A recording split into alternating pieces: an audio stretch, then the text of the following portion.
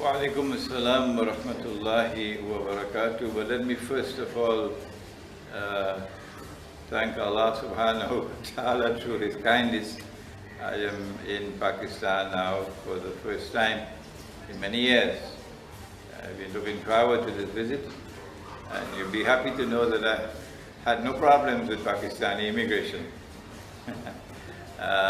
It's only a brief visit and there are no public lectures during this visit, but I hope to be back in October, inshallah, in Dhul Qa'dah, and on that occasion we'll organize a one-day seminar on Islamic eschatology, Saturday, October 26th, Ilmu Akhirul Zaman. There'll be information on my website, inshallah.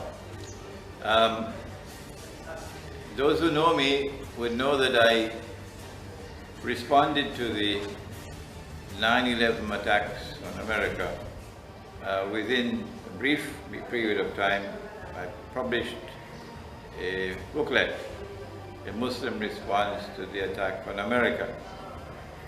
I think it was published in December of 2001. It's on my website, and anyone can read it. And in that booklet, I came to the conclusion quite rapidly that 9/11 was planned and executed, of course, by the Zionists. The only ones who are not prepared as yet to say that it's the Israeli Mossad are those Mulvis and Maulanas and Shuyukh and Muftis who are in the United States and have to depend on their bread and butter to keep silent. The rest of the world knows it's the Israeli Mossad that did it.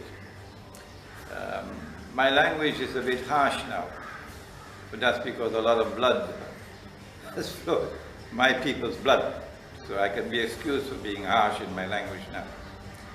And I came to the conclusion that they did it, they planned it, and they executed not only to wage their so-called bogus war and terror, when they are themselves developing the greatest terror apparatus the world has ever seen, the Zionist terror apparatus in support of the terrorist state of Israel, but that Israel could not assume her destiny that she is struggling to achieve of becoming the ruling state in the world, so long as there is a credible military capacity in the world of Islam that could resist her. And that credible military capacity, of course, is in Pakistan, nuclear weapons. And I felt that 9/11 was crafted to give to NATO a foothold in Afghanistan, much more than a foothold in Afghanistan, so that from Afghanistan, they could do their dirty work in Pakistan. That they're not in Afghanistan because of Afghanistan. They're not in Afghanistan because of some fellow named Osama bin Laden. That's nonsense. They are in Afghanistan because of Pakistan. That's primary reason. And they are poised in Afghanistan to try to provoke as best as they can civil war in Pakistan. They've been doing the best that they can do to provoke civil war in Pakistan. To provoke, for example, elements within the Pakistan armed forces to revolt, so that they can get some kind of an excuse to intervene, to save the world from a nuclear holocaust that they're going to be broadcasting, of course, on CNN and Al Jazeera. It is surprising to me that the attack on Pakistan has not as yet taken place. I'm surprised. I thought it would happen long ago. But I don't see how they can announce that they're leaving Afghanistan when their basic mission has not yet been accomplished. Unless it be, again, deception. Deception. That they say they are leaving in order to deceive you, so that you may relax and that you may let your guards down a bit. So I would actually accept that with much more than a grain of salt, that the NATO is leaving Afghanistan. I think that they have set their eyes, their guard on Pakistan, and they want to eliminate Pakistan from the nuclear club by the hook or by the crook. And events in Afghanistan are therefore linked to the fate of Pakistan. The fact that there is resistance in Afghanistan, indigenous resistance in Afghanistan to the presence of Western military forces is nothing new. We are accustomed to that. The Afghans have resisted the British in the past. They've resisted that Zionist, undercover Zionist state called the Soviet Union in the past. And it is no surprise that they should be resisting NATO. It's been going on for a long time. The Afghans will not submit. They will not bend their knee and submit to Western military intervention in Afghanistan. We will know that they have succeeded when the last Western military presence in Afghanistan has been not only booted out, but they're scared to come back in at that time. Not the slay of the hand to leave to be able to return. There is a hadith, of course, about Khorasan, but even if there was no hadith, the evidence is there on the ground that perhaps the only part of the world of Islam which has survived the onslaught of modern Western civilization is Khorasan. The rest of the world of Islam dresses up in jackets and ties. All right? The rest of the world of Islam is imitating in their dress code, for example. The beard is going. Sometimes it's completely gone, or sometimes it's called an apology of a beard, like the Saudi beard. But in Khorasan, the beard has survived. The hijab is disappearing. In Pakistan, it's collapsing quite rapidly in Pakistan. But in Khorasan, the women are still covered. So one can see that this is a part of the world which has not as yet been penetrated. And therefore it is not surprising that that part of the world of Islam which has not been penetrated has survived with a culture, an indigenous culture intact, an indigenous economy intact, an indigenous political system intact, and military freedom. That it is from that part of the world that resistance can be launched, which the Prophet ﷺ prophesied would eventually be successful and would liberate Jerusalem. I believe that we are on the verge of the great wars that the Christians say would lead to the Armageddon, and our Prophet ﷺ described as the Malhama, that these great wars are eventually going to witness the clash of the two ruling military blocs in the world. And such a clash will be mutually destructive. It would therefore now be possible. One cannot consider it to be impossible. It's credible that in a world post-Malhama, where the ruling blocs have been destroyed, mutually destroyed, that what remains of military forces in the world makes it possible for us to envisage an armed Islamic force coming out of Khorasan. I don't use the word Taliban. I don't use it. I used it once upon a time. I've stopped using it. I prefer to use the term the authentic Islamic resistance. And the authentic Islamic resistance will embrace all Muslims who are waging a struggle, an armed struggle, for liberation from occupation and from oppression in Afghanistan and territories around Afghanistan. These are two ahadiths. Yeah. Whether Imam Al Mahdi is born or is not a subject I will discuss.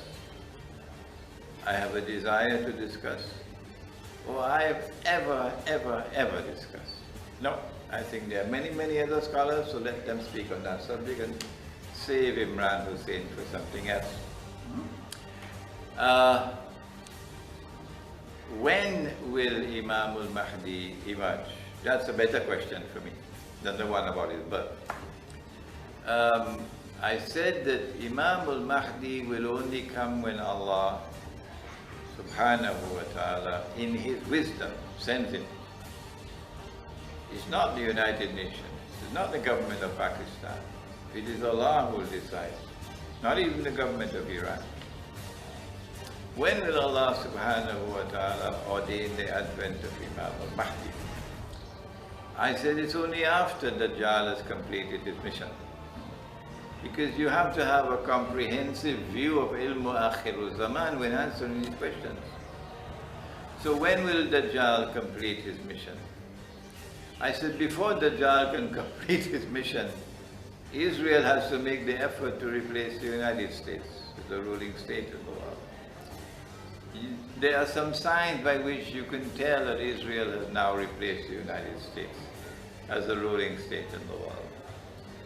Number one, a new monetary system in which the center of the system is located in Israel and in the hands of the Zionists, the banking system.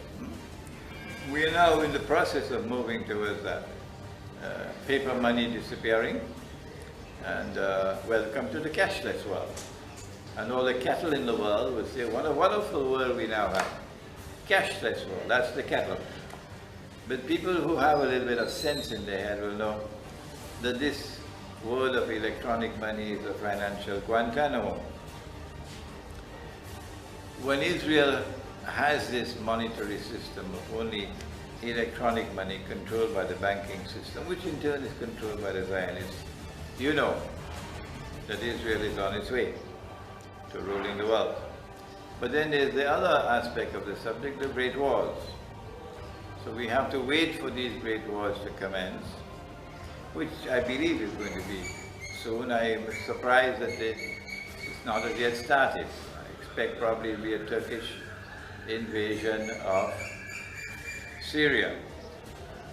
Could be an Israeli attack on Iran. Whatever it is, when these wars start, I think we will then be able to see the moves on the chessboard indicating that Israel is on its way to replace the United States.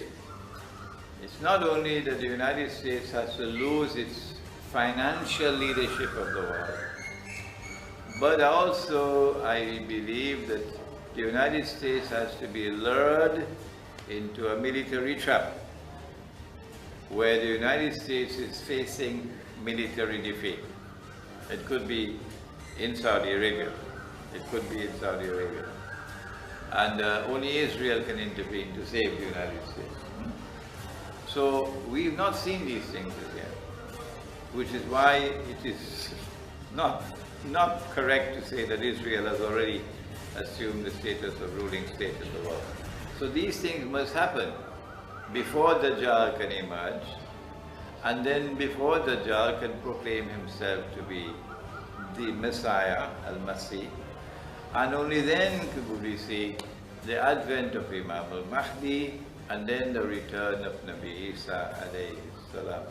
So when I say 15, when I say 20, when I say 25 years, I'm sticking my neck out. My critics are all the time so happy to get ammunition to attack me.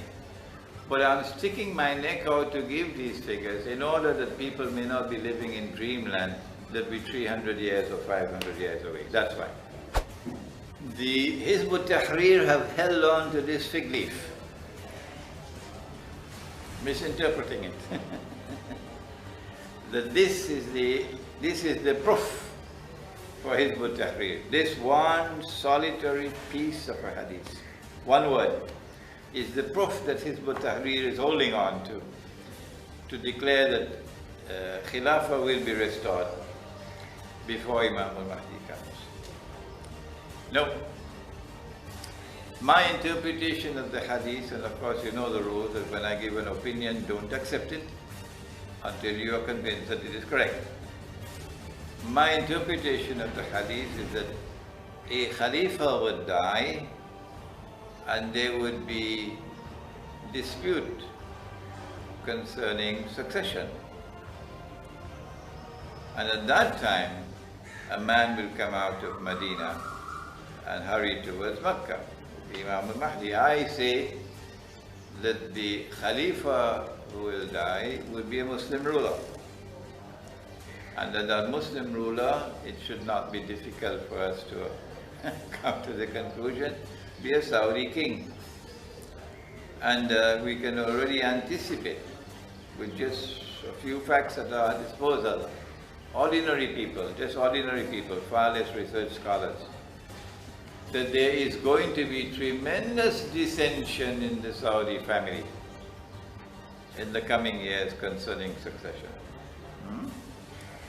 So, in fact, when Naif died, they were fighting.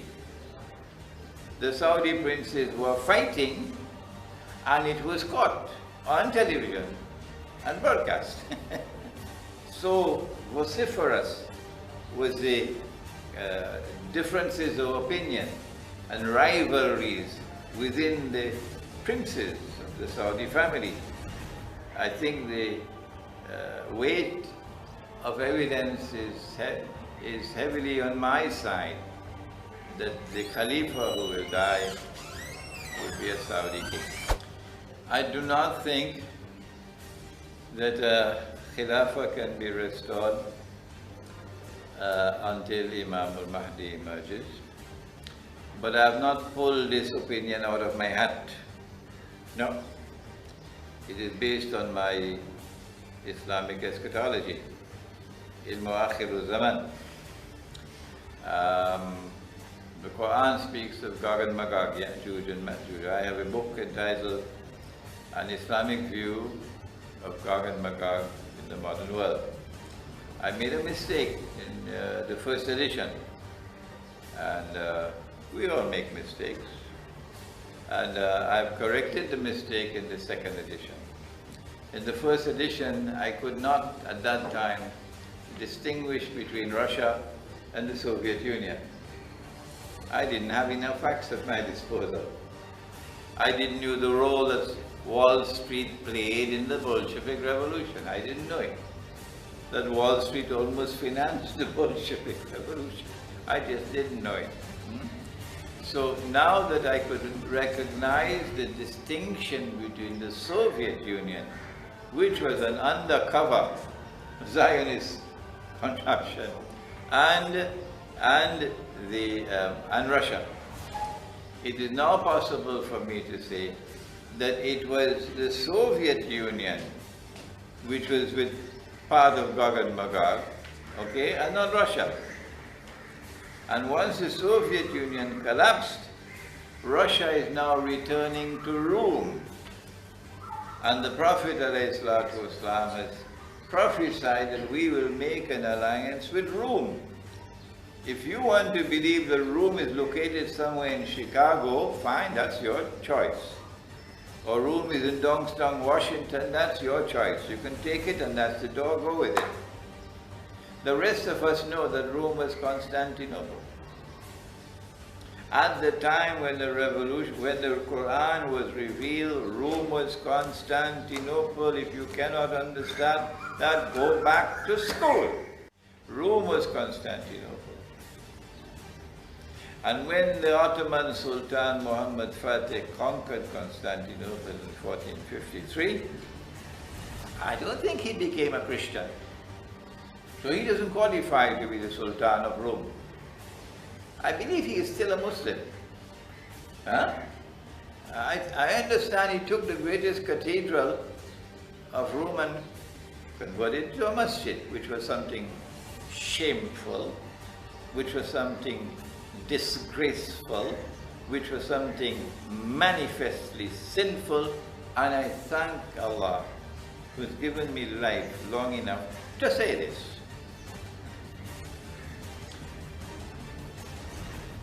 Rome is now returning. Russia is returning to Rome. Second edition of the book, I've corrected my mistake. I said, Russia is not Magog. Gog and Magog is the Anglo-American Zionist alliance. That is Gog and Magog. And Russia is Rome, with whom we'll make an alliance.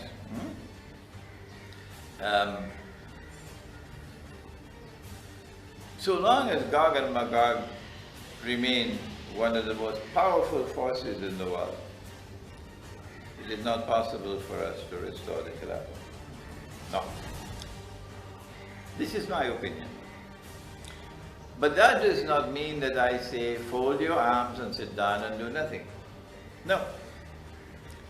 While all the sheep are going on election day and voting in elections, and as a consequence of their vote, they are validating the Zionist substitute to the Khilafah. Shall I repeat it? While all the sheep are going in election after election and voting for Tom and for Dick and for Harry, and in the process of voting, they are validating time and again the Zionist created substitute to the Khilafah. We should be engaged in the process of public education to try to convert the sheep into people with some sense. I wish you the best of luck in that effort, because it's difficult for them to understand. You don't sit down and do nothing. Not because we cannot restore the Khilafah does it mean that we cannot embark on a program of public education to get them to know that your hearts must be with Khilafah, not with this Zionist substitute for the Khilafah. It is to be regretted that Dr. Iqbal did not recognize the modern Republican state with its parliament as a Zionist crafted bogus substitute for the Khilafah. And he gave his verdict in the reconstruction of religious thought in Islam. I have the greatest respect for Dr. Iqbal. I consider him to be a great scholar. I consider him to be my teacher. But if your teacher makes a mistake, with the greatest respect you have to correct him. And I expect that my students will correct me if I make a mistake. And that is no act of disrespect at all. So when he put into the reconstruction of religious thought in Islam, which very few Pakistanis have ever read, that the modern Republican state with its parliament, according to the Turkish ijtihad, which he finds acceptable, is an adequate substitute for the Khilafah.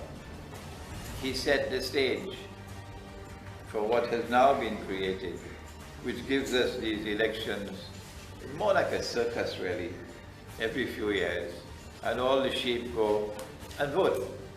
So embark upon a program of public education to teach the people. No, you must be waging a struggle to try to restore your own political system. No matter if you cannot restore it until Imam Al Mahdi, never mind, but you keep on making the effort.